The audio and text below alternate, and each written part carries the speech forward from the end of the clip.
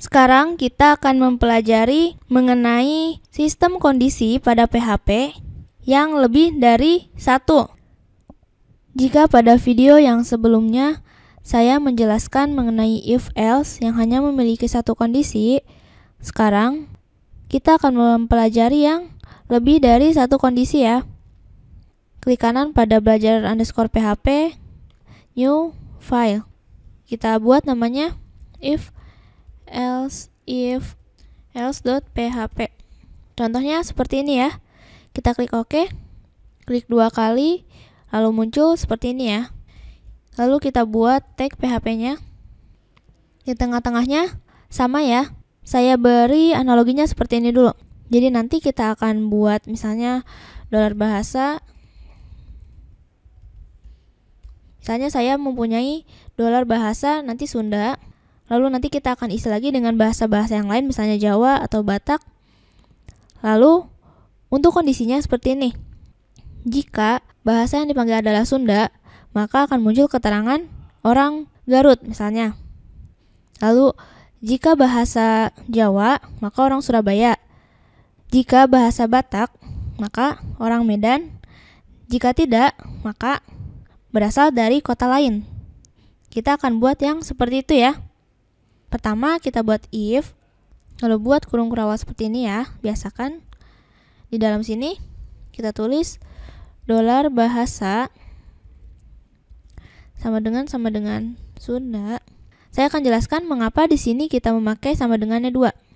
Jadi sama dengan 1 dan sama dengan 2 ini berbeda ya. Sama dengan 1 menyatakan bahwa $bahasa ini isinya adalah ini ya, misalnya Sunda.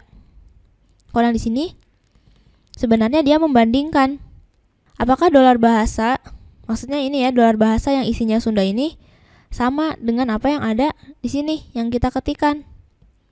Jadi beda ya. Kalau ini dengan tegas dia menjelaskan bahwa $bahasa adalah isinya ini. Jika sama dengan 2 dia membandingkan apakah $bahasa yang isinya Sunda ini sama dengan teks yang ada di sini. Seperti itu ya. Lalu setelah if kita buat pernyataan yang benar. Jadi bahasanya seperti ini. Jika bahasanya Sunda, maka misalnya misalnya contoh aja ya ini ya. Teman-teman bebas mau membuatnya seperti apa. Coba kita tes dulu satu ya. Masuk ke sini lagi. Masuk ke localhost /belajar_php ya. Kita pilih yang ini. Udah benar ya. Muncul orang Garut. Sekarang ke sini. Kita buat lagi pernyataan yang lain. Caranya seperti apa? Kita bisa gunakan yang namanya else if. Kita buat lagi yang banyak. Misalnya $bahasa sama dengan misalnya Jawa. Kita echo lagi. Orang Surabaya misalnya. Ini ubah ya $bahasanya jadi Jawa. Ntar dia muncul orang Surabaya ya. Kita buat lagi yang lain. Ada lagi else if $bahasa misalnya Batak. Orang Medan misalnya. Jadi kalau kita ubah Batak, di sini muncul bacaan orang Medan ya. Kita buat lagi satu lagi. Else jika tidak. Jadi else ini mengartikan jika tidak ke semua kondisi ya. Misalnya kita echo lagi ya. Echo berasal dari kota lain.